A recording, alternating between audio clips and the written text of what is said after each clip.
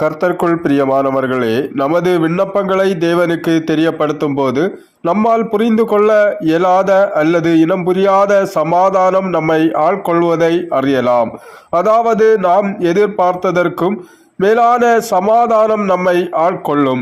எல்லா புத்திக்கும் மேலான என்று கூறும்போது மனிதனின் புத்தியினால் அறிய முடியாத அளவிற்கு என்று பொருள்படுகிறது.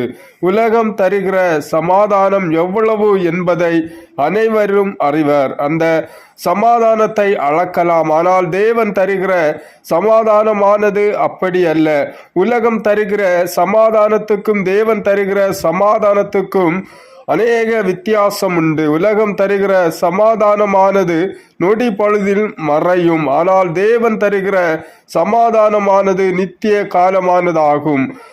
அது மாத்திரமல்ல, உலகம் தருகிற சமாதானமானது நாம் திருப்தியாக இருக்கும் போதும் லாபத்தை அடையும் போதும் மட்டுமே காணப்படும். தேவன் தருகிற சமாதானம் என்பது எப்படிப்பட்ட சூழ்நிலையிலும் இழப்பின் மத்தியிலும் துன்பம் துயரம் போன்றவை நேரிடும் போதும் காணப்படும். இதுவே எல்லா புத்திக்கும் மேலான தேவ சமாதானமாகும்.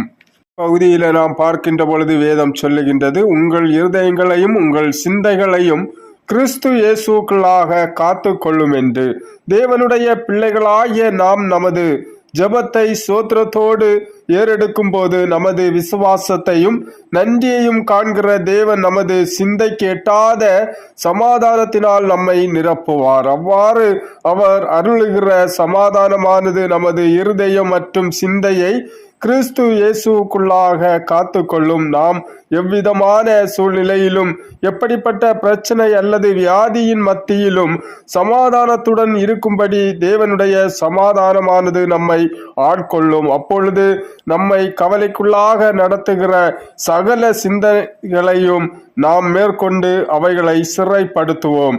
நமது கவலைகள் நம்மை மேற்கொள்ள இடம் கொடாமல் அவைகளை நமக்குள் இருக்கும் தேவ சமாதானத்தினால் நாம் மேற்கொள்ளுவோம் என்று வேதம் சொல்லக்கூடியதை நாம் பார்க்கிறோம். இவ்விதமாக கவலைகளுக்கு நாம் அடிமைகள் ஆகாமல் அவைகளை ஆளுகை செய்யும் ராஜாக்களாக மாறுவதற்கு தேவ சமாதானம் நமக்கு உதவி செய்வதாக. இந்த காலை நேரத்திலும் இந்த தேவ வார்த்தையின் மூலமாய் கர்த்தர் தாமே உங்கள் யாவரையும் அளவில்லாமல் ஆசீர்வதிப்பாராக. தேவ சமூகத்திலே நாம் கண்களை மூடி ஒரு விசையா எங்களை அளவில்லாமல் நேசிக்கின்ற பரலோக பிதாவே, சோத்திரம் ஆண்டவரே. இந்த காலை வேளைக்காய் நன்றியோடு சோத்தரிக்கிறோம் அப்பா. இந்த நாளிலும் ஆண்டவரே, நாங்கள் செய்யக்கூடிய எல்லா காரியத்திலும் உடைய சித்தம் நிறைந்து காணப்படும்படியாய் ஜெபிக்கிறோம். உமக்கு பிரியமான வழிகளில் நாங்கள் நடக்கத்தக்கதான நல்ல ஞானத்தை எங்களுக்கு நீர் தாரும் ஆண்டவரே. இந்த நாளிலும் இந்த நிமிடம் வரையிலும் உடைய சிறகடின் கீழாய் எங்களை முடி மறைத்து கனிமணி போல பாதுகாத்த உடைய அளவில்லாத கிருபைகளுக்காய் சோத்திரம்.